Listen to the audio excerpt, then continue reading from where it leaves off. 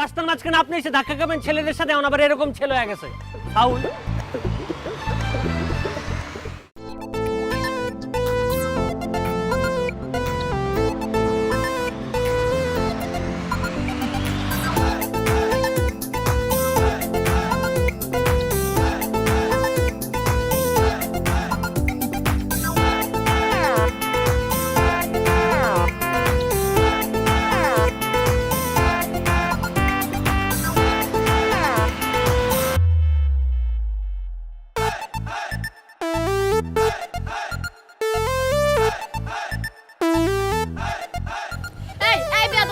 চোখে দেখতে পান না?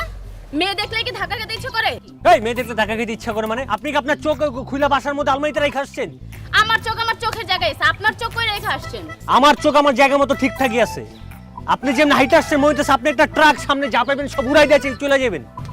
আপনিও তো তাল গাছের মতো উপরের দিকে তাকায় হাঁটতেছেন। তাহলে এবার আপনি চিন্তা করেন, আমি যদি তাল গাছ হয়ে থাকি, আমার মতো একটা মানুষটা আপনার চোখে পড়ে নাই, আমার চেয়ে ছোট মানুষ যদি আপনি আসেন, আপনি ওটা পকেটে করে হলে বাসা যাবেন গা।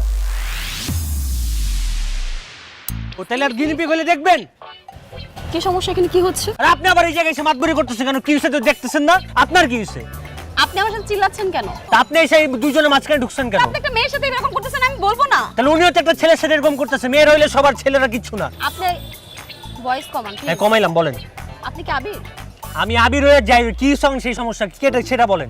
আপনি আবির কিনা সেটা বলেন। বাবারে আমি আবির তো বাংলাদেশে একা না, বাংলাদেশে লাখ লাখ আবির আছে। ফাইজলামি শুরু করছেন রাস্তার মাঝখানে। আপনি লোকটা আসলে একটা বেয়াদব। এই চল চল, আরে ধুর, এইসব ছেলেদের সাথে কখনো মিশতে নেই একদম। এইসব ছেলেদের মানে কি বুঝতে চাইছেন আপনি? নিজে দোষ করে আর আমাদের দোষ দেয়, আশ্চর্য। চল চল। রাস্তার মাঝখানে আপনি এসে ধাক্কা খাবেন ছেলেদের সাথে, এখন আবার এরকম ছেলে হয়ে গেছে ফাউল।